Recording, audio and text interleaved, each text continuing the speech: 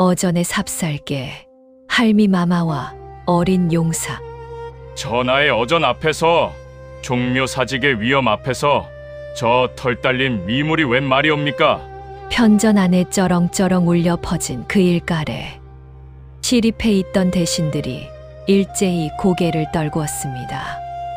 이제 갓 9해를 넘긴 어린 용상 위 임금은 골룡포 자락을 꼭 쥔 채 숨을 죽이고 있었고, 그 곁에 발 너머로는 백발이 성성한 대왕대비가 품에 삽살개 한 마리를 안은 채 미동도 하지 않고 앉아 있었습니다. 개의 누런 털 끝에는 아침 이슬이 채 마르지 않아 반짝였고, 편전 안에는 향내와 먹내음 대신 개의 채취가 은은히 섞여 들었더랍니다. 처마 밖에서는 이른 봄바람이 문사를 흔들며 낮게 울었고, 그 소리에 섞여 대신들의 옷자락 스치는 소리마저 유난히 크게 들렸습니다. 영의정의 눈빛은 칼끝처럼 매서웠고, 대왕대비의 눈빛은 그보다 더 서늘하게 가라앉아 있었지요. 대체 무엇이 이 나라의 국무와 일인지야 만인지상의 재상을 이토록 정면으로 맞서게 만들었던 걸까요? 과연 이 어린 임금은 할미마마의 정과 나라의 채통 사이에서 어느 쪽을 지켜내게 될까요? 오늘 사연은 짐승 한 마리를 둘러싼 다툼이 아니라 권력과 정, 명분과 진심이 부딪히는 이야기입니다. 시작에 앞서 구독과 좋아요 눌러주시고, 지금 이 이야기를 어디서 듣고 계신지 댓글로 남겨주시면 그곳까지 마음으로 찾아가 인사를 전하고 싶습니다. 그럼 오늘의 사연 시작해 보겠습니다. 때는 선왕이 붕어한 지 채 그 해가 지나지 않은 무렵이었습니다. 9살 어린 세자는 하루아침에 용상에 올랐고, 나라의 실권은 자연히 대왕대비의 수렴청정 아래 놓이게 되었지요. 대왕대비는 이제 60을 넘긴 노구였지만 눈빛만은 궁 안에 누구도 함부로 마주하기 어려울 만큼 형형했습니다. 그런 그녀가 유일하게 마음을 놓는 상대가 있었으니 다름 아닌 삽살개 복동이었습니다. 복동이는 본디 선왕이 즉위하던 해에 지방에서 진상된 개였습니다. 선왕은 정무에 지칠 때마다 복동이를 곁에 두고 마음을 달랬다고 하지요. 그러던 어느 겨울밤, 대전 별당에 원인 모를 불이 났습니다. 매캐한 연기가 깊숙한 곳까지 스며들던 그 밤, 잠든 어린 세자는 연기에 취해 정신을 차리지 못하고 있었지요. 그때 복동이가 이불을 물어뜯듯 잡아당기며 사납게 지저댔고, 놀라 깨어난 유모가 어린 세자를 들쳐 업고 불길 밖으로 뛰쳐나왔습니다. 뒤이어 달려나온 복동이의 등에는 그을음이 새까맣게 눌어붙어 있었더랍니다. 대왕대비는 그날 밤 손자를 품에 안고 그을린 개의 등을 어루만지며 하염없이 눈물을 흘렸다고 하지요. 늙은 상궁 하나는 이렇게 회고하더군요. 대비마마께서는 그 밤 이후로 저 개를 곁에서 한시도 떼어놓지 않으셨습니다. 선왕 전하를 이루신 그 마음의 반쪽을 저 짐승 하나가 채워드리고 있었던 게지요. 그렇지요. 그 마음 짐작이 가시지요. 아들을 잃고 손자마저 어린 나이에 무거운 자리에 앉힌 여인에게 복동이는 위로이자 방패였을 것입니다. 밤마다 침소에 홀로 남으면 대왕대비는 복동이의 목덜미에 손을 얹고서야 겨우 잠을 청할 수 있었다고 하지요. 손끝에 닿는 그 온기 하나가 궁 안에서 그녀가 유일하게 경계를 풀 수 있는 순간이었던 셈입니다. 늙은 상궁은 언젠가 조심스레 이런 말씀을 올린 적도 있었습니다. 대비마마, 대신들의 눈초리가 심상치 않사옵니다. 잠시만이라도 저 아이를 별당에 물려두시는 것이 어떠하올는지요. 내가 저 아이를 곁에서 물리면 대신들의 눈초리가 누그러지겠느냐. 그것까지는 소인이 감히 헤아릴 수 없사오나 물리지 않을 것이야. 아들도 잃고 손자의 자리도 위태로운 이 마당에 이 늙은이 마음까지 남의 눈치에 내어줄 수는 없느니라. 상궁은 그 말에 더는 아뢰지 못하고 조용히 물러났습니다. 그러나 그녀의 낯빛에는 걱정이 짙게 드리워 있었지요. 대비의 고집이 언젠가 큰 화를 부를지도 모른다는 예감이었습니다. 물러나는 상궁의 뒷모습을 바라보며 대왕 대비는 나직이 혼잣말을 되뇌었습니다. 내가 지금 이 아이 하나조차 지켜내지 못한다면 앞으로 저 어린 전하는 또 무엇을 지켜낼 수 있겠는가. 그 말에는 짐승 한 마리를 향한 고집을 넘어 손자에게 물려주고 싶은 마음가짐 하나가 담겨 있었던 셈입니다. 그러나 영의정 대감의 눈에는 전혀 다른 그림이 보이고 있었습니다. 선왕이 붕어하고 어린 아들이 보위에 오르자 영의정의 눈에는 마침내 자신에게도 기회가 열린 것처럼 보였습니다. 대왕 대비만 몰아낼 수 있다면 섭정의 자리는 자연히 자신에게 돌아오리라는 계산이었지요. 어린 임금의 하루하루는 늘 비슷했습니다. 새벽같이 일어나 경연에 나아가 유겸 선생 앞에서 사설을 읽고 낮에는 대신들 앞에서 정무를 익히고 저녁이면 할미마마의 침소에 들러 문안을 올리는 것이 전부였지요. 또래 아이들과 어울려 뛰놀 여유 같은 것은 애초에 그에게 허락되지 않은 사치였습니다. 그런 그에게 복동이의 존재는 사실 할미마마만큼이나 나짖고 편안한 것이었습니다. 복동이가 꼬리를 흔들며 다가올 때만큼은 임금이라는 무거운 자리도 잠시 잊을 수 있었으니까요. 과연 이 셈법이 어디로 흘러갈지 함께 들여다보시지요. 영의정에게 필요한 것은 명분이었습니다. 그리고 그 명분은 뜻밖에도 아주 가까운 곳에 있었습니다. 대왕 대비가 어전 회의에까지 복동이를 데리고 나타나는 것을 대신들 사이에서는 이미 오래전부터 수군거리는 이들이 있었던 것입니다. 도성 저작거리에서도 말들이 오갔습니다. 나무를 팔던 아낙 하나가 옆자리 장사꾼에게 소곤거렸지요. 글쎄, 대비마마가 수라상을 물리면서까지 개의 밥그릇부터 챙기신다지 뭐야. 침수에 드실 때도 그 짐승을 이불 속에 들이신다더라고.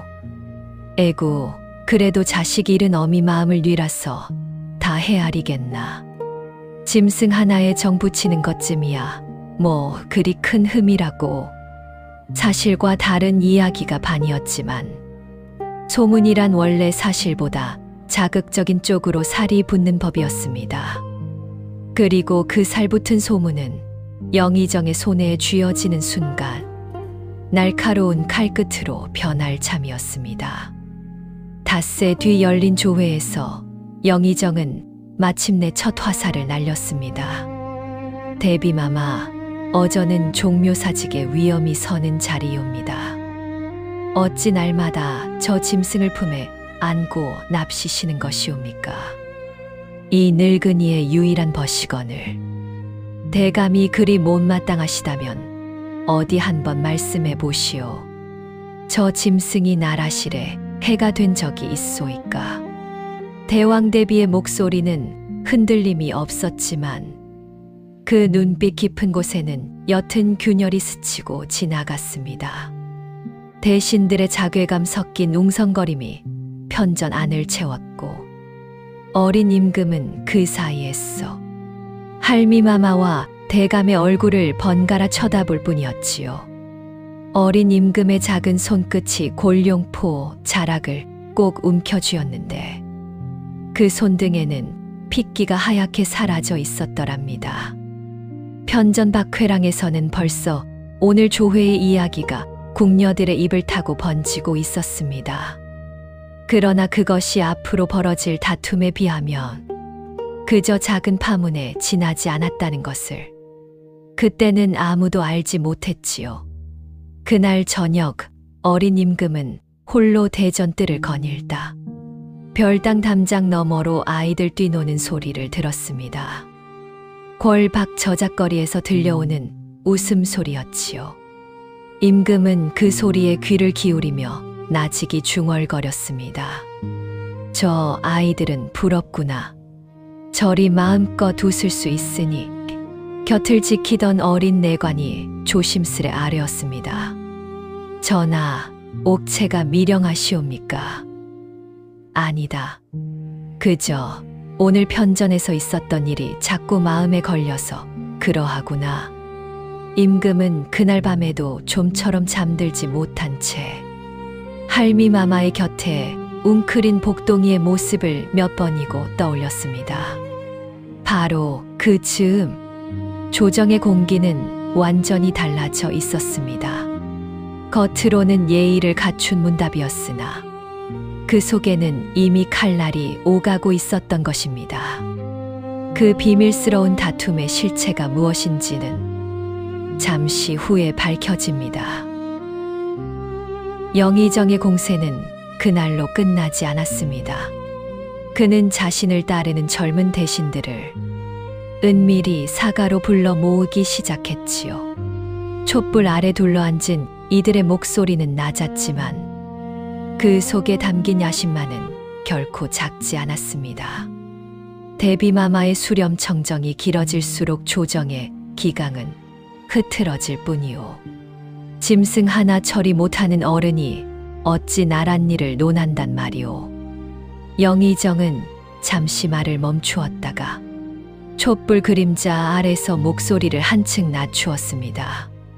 그 어조에는 이제껏 편전에서는 보이지 않던 날것의 경멸이 묻어 있었지요. 개새끼를 아들이라 부르는 늙은 노파에게 이 나라 조정의 정사를 맡겨야 한단 말이오? 둘러앉은 젊은 대신들 사이에서 낮은 헛기침과 함께 동조하는 웅성거림이 번졌습니다. 그중 가장 나이 어린 대신 하나가 조심스레 입을 열었지요. 허나 대감 대비마마께서 국정을 그르치신 일은 아직 없지 않사옵니까? 허허, 자네도 아직 세상 물정을 모르는구먼. 명분이란 것은 일이 벌어진 뒤에 찾는 것이 아니라 미리 심어두는 것일세. 짐승 하나로 오늘 심어둔 씨앗이 내일은 대비마마를 끌어내릴 도끼가 될 것이야. 촌농이 방바닥으로 뚝뚝 떨어지는 소리만이 그 침묵 아닌 침묵을 채우고 있었지요. 그 자리에는 한때 선왕의 신임을 받았던 늙은 대신 하나도 마지못해 앉아 있었습니다. 그는 술잔을 앞에 두고도 좀처럼 입을 대지 못한 채 영의정의 눈치를 살피고 있었지요. 영의정이 그의 잔에 술을 채우며 은근한 목소리로 말을 건넸습니다. 대감의 아드님이 이번 과거에 급제하셨다지요. 좋은 자리 하나 마련해 드리고 싶은데 대감의 뜻은 어떠하시오? 대감의 후인은 감사하오나 소인은 다만 조정이 평온하기만을 바랄 뿐이옵니다. 평온을 바라신다면 이번 상소에 이름을 얹으시면 될 일 아니겠소이까? 늙은 대신은 잠시 눈을 감았다가 결국 낮은 한숨과 함께 고개를 끄덕이고 말았습니다. 자식의 앞날 앞에서 소신을 지키기란 그 자리에 누구에게도 쉬운 일이 아니었던 것이지요. 이렇게 심어진 말들은 곧 상소가 되어 조정 곳곳에서 올라오기 시작했습니다. 하지만 정작 영의정이 두려워한 것은 짐승이 아니라 대왕 대비에 흔들리지 않는 눈빛이었지요. 그래서 그는 좀 더 확실한 수를 쓰기로 마음먹었습니다. 궁 안창고지기 하나를 은밀히 매수해 청나라에 올릴 진상품 비단 한 필이 복동이의 발톱에 찢겼다는 거짓 소문을 흘린 것입니다. 사실이 아니었으나 소문은 삽시간에 퍼져나갔지요. 하지만 영의정은 알지 못했습니다. 그 창고지기의 뒷일을 어린 임금의 스승인 유겸 선생이 이미 눈여겨보고 있었다는 사실을요. 영의정은 사람을 놓아 유겸 선생의 뒷조사를 시켜보았지만 돌아온 것은 허탕뿐이었습니다. 유겸 선생은 뇌물 한 번 받은 적 없고 사사로이 청탁을 넣은 적도 없는 인물이었으니까요. 오히려 그의 청렴함이 궁 안팎에 자자하다는 소식만 되돌아오자 영의정의 얼굴에는 옅은 초조함이 스치기 시작했습니다.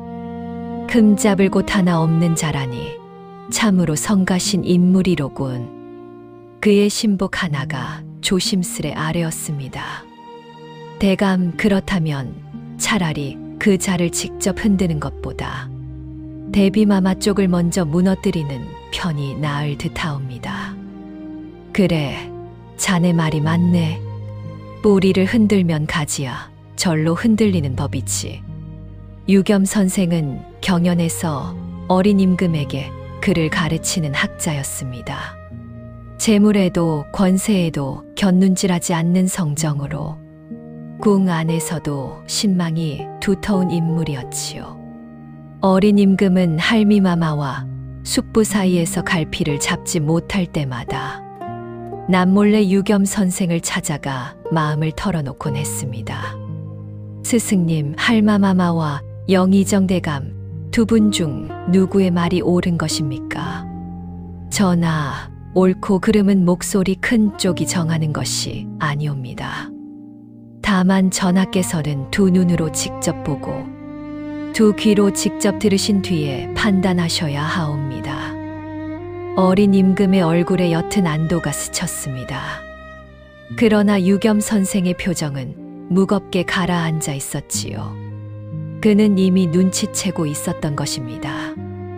이 다툼이 짐승 한 마리로 끝날 문제가 아니라는 사실이요. 그 무렵 늙은 상궁은 저작거리의 유생소동과 조정대신들의 연명상소 소식을 대왕 대비에게 낱낱이 고했습니다.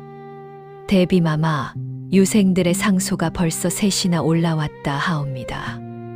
조정 안에서도 대감을 따르는 이들이 하나둘 늘고 있다 하니 부디 대비하셔야 하옵니다. 이 늙은이가 무엇을 더 대비할 수 있겠느냐? 다만 저 어린 임금이 흔들리지 않기만을 바랄 뿐이다. 상궁은 그 말에 아무 대답도 하지 못한 채 그저 고개를 숙였습니다. 대왕 대비의 눈빛에는 이미 각오한 듯한 담담함이 서려 있었지요. 그날 밤 유겸 선생은 자신이 아끼던 젊은 서리 하나를 불러 낮은 목소리로 일렀습니다. 창고지기의 행적을 뒤쫓아야겠네. 은밀히 그리고 서둘러야 할 것이야.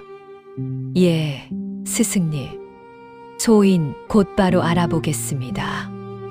그 서리는 하룻밤새 창고 주변 저작거리를 샅샅이 뒤진 끝에 창고지기가 사흘 전 두둑한 보찜을 지고 도성남문을 빠져나갔다는 소식을 물어왔습니다. 그런데 그 뒤를 밟던 서리는 남문 어귀에서 낯선 사내들에게 붙들려 옷깃을 잡히고 말았지요. 어느 안전이라고 함부로 캐고 다니는 게냐. 소인은 그저 길을 여쭈었을 뿐이옵니다. 서리는 애써 태연한 척 둘러대고 겨우 몸을 빼내었지만 서리의 눈은 그 사내들의 옷차림이 영의정 대카인의 것임을 놓치지 않았습니다. 그날 밤 유겸 선생에게 돌아와 그 사실을 고하니 유겸 선생의 눈빛이 그제야 날카롭게 굳었지요. 영의정 대감이 벌써 발빠르게 움직이고 있었다는 뜻이로군. 서둘러야겠네. 자네는 이 길로 곧장 도성 남문 밖 객주들을 뒤져보게. 그 무렵 대왕 대비는 홀로 침소했어. 복동이의 등을 쓸어내리며 옛 기억을 되짚고 있었습니다. 선왕이 살아있던 시절 정무에 지쳐 돌아온 아들이 이계의 목덜미에 얼굴을 파묻고 잠시 숨을 고르던 모습이 눈에 선했지요. 손끝으로 복동이의 부드러운 털을 쓸어내리는 모습. 대왕 대비의 눈시울이 조용히 붉어졌습니다. 창밖에서는 밤새 소리가 낮게 울렸고 그 울음소리는 마치 대왕 대비의 가슴 속 응어리를 대신 울어주는 듯 했습니다. 과연 이 짐승 한 마리를 둘러싼 다툼이 얼마나 더 커지게 될까요? 진짜 싸움은 이제부터였으니까요. 그 무렵 궐문 밖에서는 지방에서 올라온 유생들이 상소를 올리겠다며 웅성거리고 있었습니다. 영의정이 은밀히 사람을 놓아 그들의 붓끝을 부추긴 결과였지요. 유생 하나가 목소리를 높였습니다. 수렴청정이란 본디 임시방편일 뿐이거늘 어찌 짐승에게 정신이 팔린 어른에게 나란 일을 오래 맡길 수 있단 말인가. 그러나 그 옆에 있던 늙은 유생 하나는 고개를 저으며 낮게 답했습니다. 이보게, 자네는 저 어른이 아드님을 잃고 흘린 눈물을 보지 못해 그리 쉽게 말하는 것일세. 사람의 마음이란 것은 붓끝으로 함부로 재단할 수 있는 것이 아니야. 그렇게 골 안팎의 여론마저 서서히 둘로 갈라지고 있었습니다. 찢겨진 비단 사건은 결국 대전 회의에까지 올라왔습니다. 영의정은 기다렸다는 듯 목소리를 높였습니다. 대비마마 청나라에 보낼 진상품 비단이 저 짐승의 발톱에 찢긴 것이 이미 여러 사람의 눈에 확인된 바이옵니다. 더는 어전에 저 짐승을 들이지 마소서. 대왕 대비의 손이 복동이의 등을 감싼 채 가늘게 떨렸습니다. 그러나 그녀는 곧 고개를 들어 영의정을 똑바로 바라보았습니다. 대감, 그 비단을 찢은 것이 정녕 이 개의 발톱인지 대감은 두 눈으로 보셨소이까? 영의정의 눈빛이 순간 흔들렸습니다. 그러나 그는 곧 표정을 가다듬으며 말을 이었지요. 창고지기의 증언이 있사옵니다. 그 창고지기 지금 이 자리에 불러 대질이라도 시켜보시겠소이까? 편전 안에 무거운 정적이 흘렀습니다. 대신들의 시선이 일제히 영의정에게로 쏠렸지요. 그러나 영의정은 창고지기를 부를 수 없었습니다. 왜냐하면 그 창고지기는 이미 사흘 전 두둑한 엽전 꾸러미를 받고 도성 밖으로 몸을 숨긴 뒤였기 때문입니다. 바로 그때였습니다. 대전 밖에서 낮은 발소리와 함께 유겸 선생이 조용히 들어섰습니다. 전하, 송구하오나 아를 말씀이 있사옵니다. 편전 안의 공기가 얼어붙었습니다. 그 안에 무엇이 적혀 있을지는 아직 아무도 알지 못했습니다. 유겸 선생이 펼쳐 든 두루마리에는 창고지기가 도망치기 전 남긴 자백서가 담겨 있었습니다. 비단은 처음부터 찢긴 적이 없었으며 영의정 쪽 사람이 은밀히 엽전을 건네고 거짓 증언을 종용했다는 내용이었지요. 편전 안이 크게 술렁였습니다. 그러나 영의정은 조금도 당황한 기색 없이 오히려 목소리를 더 높였습니다. 그 문서가 진짜라는 증좌가 어디 있단 말이오. 유겸, 그대야말로 대비마마의 편에 서서 조정을 어지럽히고 있는 것 아니오. 궁지에 몰린 자의 반격은 언제나 매섭기 마련이지요. 영의정은 그 자리에서 방향을 완전히 틀어 유겸 선생과 대왕 대비가 짜고 조정을 농단하고 있다는 역공을 펼치기 시작했습니다. 그의 뒤에 늘어선 젊은 대신들이 일제히 고개를 끄덕이며 동조했지요. 전하, 유겸이라는 자는 본디 대비마마의 친정과 연이 닿은 자이옵니다. 그 자의 문서를 어찌 믿으실 수 있겠사옵니까? 오히려 파직하여 국문에 붙이심이 마땅한 줄로 아뢰옵니다. 이대로라면 진실이 오히려 죄로 뒤집힐 판이었습니다. 유겸 선생은 그 자리에서 낯빛 하나 변하지 않은 채 조용히 답했습니다. 소신을 국문에 붙이시려거든 먼저 그 창고지기부터 잡아 대질시켜 주시옵소서. 소신에게 죄가 없다면 그 자리에서 밝혀질 것이옵니다. 그는 그 순간 자신의 관모를 벗어 바닥에 내려놓으며 말을 이었습니다. 전하, 소신의 목숨을 걸고 아뢰옵니다. 소신이 국문을 받는 한이 있더라도 이 일의 진위만은 반드시 가려져야 하옵니다. 그 결연한 모습에 편전하니 잠시 술렁였습니다. 학자로서 평생 곁눈질 한 번 하지 않던 이가 이제는 스스로 목숨을 걸고 진실을 밝히겠다 나선 것이었으니까요. 영의정은 그 말에 잠시 말문이 막혔으나 곧 화살의 방향을 대왕대비 쪽으로 돌렸습니다. 대비마마, 애초에 마마의 친정과 연이 닿은 자를 어전 가까이 두신 것부터가 화근이었사옵니다. 그 일가부치가 마마의 곁에서 무슨 일을 꾸며온 것인지 이 자리에서 낱낱이 밝혀야 하지 않겠사옵니까? 대왕대비의 얼굴에 처음으로 짙은 그늘이 드리워졌습니다. 유겸 선생과 자신의 친정을 함께 엮어 넣으려는 그 수작에 그녀조차 순간 말을 잊지 못했지요.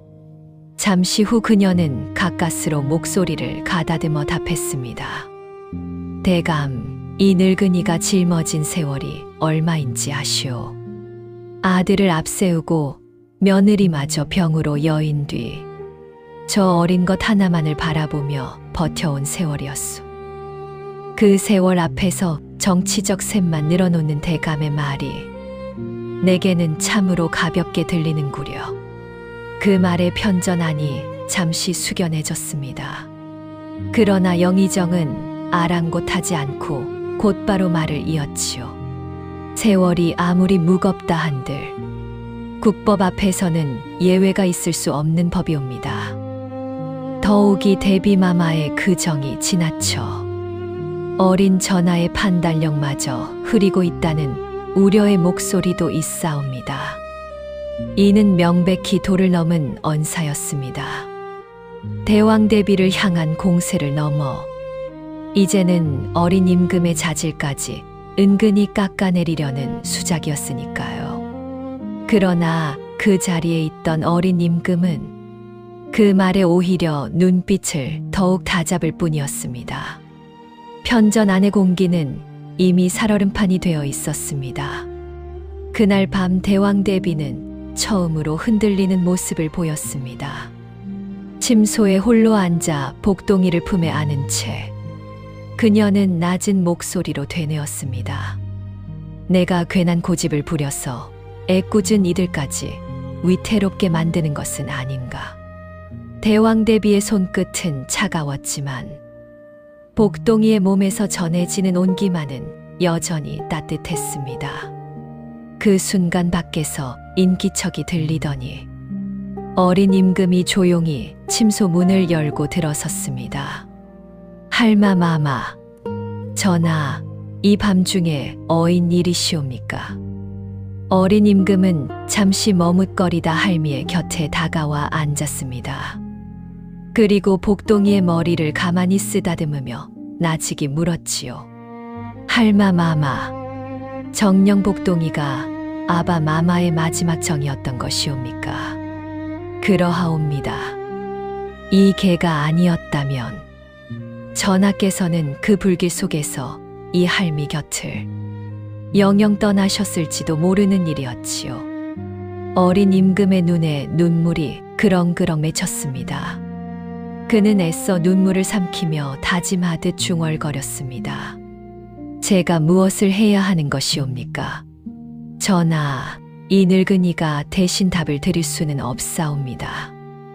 다만 전하께서 옳다고 믿으시는 길로 나아가소서. 어린 임금은 그 밤 좀처럼 잠을 이루지 못했습니다.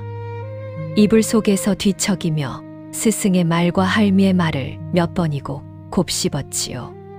창호지 너머로 스며드는 달빛이 방바닥에 옅게 깔릴 때까지 그의 눈은 감기지 않았습니다. 이튿날 새벽 경연에 들기 전 어린 임금은 유겸 선생을 조용히 붙들고 물었습니다.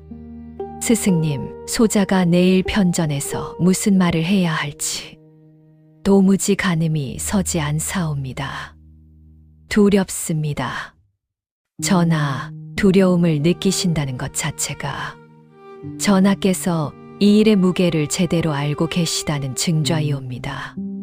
두려움을 없애려 하지 마시고 다만 그 두려움 속에서도 옳다고 믿는 말씀을 한마디씩 꺼내소서. 어린 임금은 그 말에 조금은 마음이 놓이는 듯 옅은 한숨을 내쉬었습니다. 이튿날 아침 영의정은 마침내 결정적인 패를 꺼내 들었습니다. 그는 대신 20여 명의 연명상소를 들고 편전에 나타나 대왕 대비의 수렴청정을 거두고 자신이 섭정의 자리를 대신하겠다는 뜻을 공식적으로 아뢰었습니다. 전하, 대비마마에 근신하지 못하는 처신으로 조정의 위엄이 땅에 떨어졌사옵니다. 부디 통촉하여 주시옵소서. 편전 안에는 20여 개의 이름이 적힌 상소문이 무겁게 펼쳐져 있었습니다. 대신들의 얼굴에는 저마다 다른 셈이 스치고 지나갔는데 그 셈이 무엇인지는 아직 겉으로 드러나지 않았지요. 어린 임금은 그 상소문을 가만히 내려다보았습니다. 편전 안의 모든 시선이 어린 임금에게로 쏠렸습니다. 9살 어린 용상 위의 아이는 이제 스스로 답을 내려야 하는 순간과 마주하고 있었습니다. 할아버지도 아버지도 아닌 오직 자신의 판단만으로 모든 것이 끝난 것만 같은 침묵이 편전을 무겁게 짓눌렀습니다. 어린 임금은 한참 동안 아무 말도 하지 못했습니다. 편전 안의 정적은 숨이 막힐 듯 길게 이어졌지요. 그러나 그 침묵 속에서 어린 임금의 눈은 조금씩 흔들림을 멈추고 있었습니다. 바로 그때였습니다. 어린 임금이 자리에서 천천히 일어섰습니다. 대감께 묻겠습니다. 창고지기의 자백서가 거짓이라면 어찌하여 그 사람은 하루아침에 도성을 떠났던 것입니까? 영의정의 얼굴빛이 순간 하얗게 질렸습니다. 어린 임금은 떨리는 목소리를 애써 다잡으며 말을 이었지요. 대감님께서 유겸 선생을 모함이라 하셨으나 정작 그 창고지기를 찾아내 대질시키자는 말씀에는 답하지 않으셨습니다. 진실을 두려워하는 자가 누구인지 이제 알겠습니다. 편전 안에 낮은 술렁임이 번졌습니다. 영의정은 마지막 발악하듯 언성을 높였습니다. 전하, 아직 어리시오. 조정의 실상을 모두 헤아리지 못하시는 것이옵니다. 제가 어리다는 이유로 진실까지 못 볼 것이라 여기셨습니까? 그 한마디에 편전 안이 크게 흔들렸습니다. 유겸 선생이 조용히 창고지기의 은신처를 알아냈다는 전가를 올렸고 곧이어 금군들이 그 창고지기를 편전 앞들까지 끌고 왔습니다. 벌벌 떨며 무릎을 꿇은 창고지기의 입에서 마침내 모든 진실이 쏟아져 나왔습니다. 소인이 그리하지 않으면 목숨을 부지하기 어렵다 협박을 받았사옵니다. 부디 목숨만 살려 주시옵소서. 어린 임금은 벌벌 떠는 창고지기를 잠시 내려다보다 담담한 목소리로 명하였습니다. 협박에 못 이겨 저지른 죄인이 목숨은 살려주되 관노로 삼아 그 죄를 갚게 하라.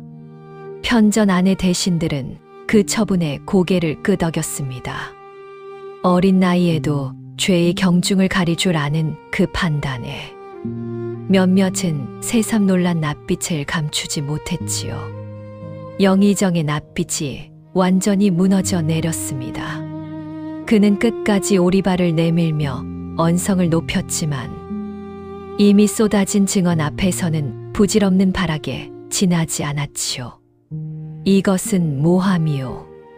저 창고지기가 목숨을 부지하고자 거짓을 고하는 것이 아니겠소이까. 그러자 유겸 선생이 조용히 두루마리 하나를 더 펼쳐 보였습니다. 창고지기에게 엽전을 건넨 자의 필체가 영의정의 사가에서 늘 서찰을 대필하던 그 자의 필체와 정확히 일치한다는 대조 문서였지요. 편전 안에 낮은 탄식이 번졌습니다. 내가 이 나라를 위해 한 일이거늘. 그의 외침은 허공을 맴돌 뿐이었습니다.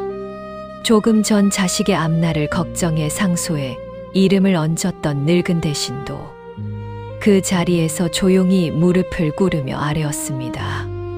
전하, 소신 또한 그릇된 명분에 눈이 어두워 상소에 이름을 얹었사옵니다. 부디 소신의 죄를 물어 주시옵소서.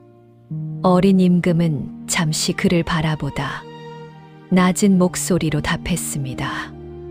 경의 잘못을 알고 스스로 고하는 그 마음이면 되었소. 다만 다시는 명분이라는 말 뒤에 진실을 숨기지 마시오. 대왕대비 또한 그 노신을 향해 나직이 덧붙였습니다. 대감의 자제분 앞날을 걱정하는 그 마음까지 탓할 생각은 없소이다.